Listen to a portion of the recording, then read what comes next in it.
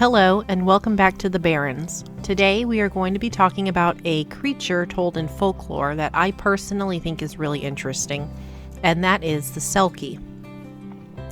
The Selkie legend originates from the Northern Isles of Scotland, though their tales can also be found in Iceland, Ireland, Cornwall, and Scandinavia. Their name translates from Orcadian to seal. Unlike sirens, Selkie are much more peaceful. They are seal folk, typically larger than a gray seal, who can shed their skin to become human. The interesting part of this is that if a Selkie gets their skin taken, then they're at the mercy of the person who took it. A Selkie cannot return to their seal form without their skin and will remain as a human until they can recover it. There is a tale of a female Selkie having her skin stolen by a man, and he finds her on the beach without clothes. He convinces her to marry him, as she doesn't really have a choice, and though she is an obedient wife, and even after she bears him many children, her longing for the sea is always prominent. She will always search for her skin, and when she finds it, she will return to the sea, to her home, even if she loves her kids. In some iterations, she has a Selkie husband from before her time spent as a human. In others, she visits her human children once a year. There are some tales that say they will take their children with them. It varies depending on the location and legend you read about. There is one thing that most tend to agree with, however, and that is that it doesn't matter how happy a Selkie may be on land, she will always return to the sea when given a chance.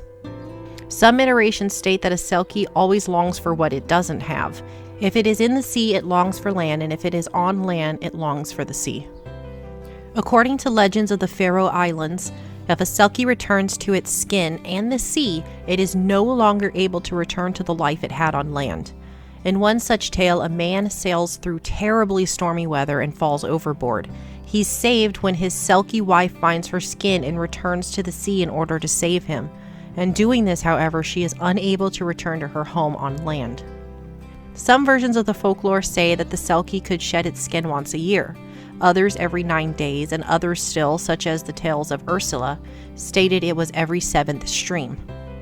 Interestingly, male Selkies were quite the charmers. It seemed that Selkie men were considered very good-looking, even thought to hold seductive powers over humans, and would seek out unsatisfied women. They would hide their seal skin and go inland in order to find companionship. If a woman wanted to summon a Selkie man, she would need to shed 7 tears into the sea. Some stories of women that have gone missing claim that their Selkie mate had taken them down to their homes in the sea.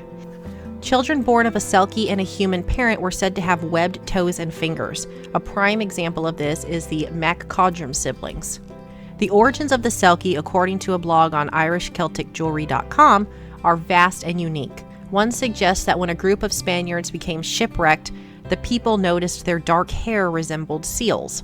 There is another that claims Selkie are fallen angels that transformed when they fell into the sea. Another still states that when Christianity began to hit its peak, the seal people were representative of souls in purgatory, who were caught between 2 worlds. And lastly, and supposedly the most popular, is that drowned people's souls became that of the Selkie, and they were granted 1 night a year to return to the shore in their human form to dance. Now there's a Scottish ballad called The Great Silky of Silky, and I'm going to translate it a bit just because I'm not Scottish. This is how it goes, basically.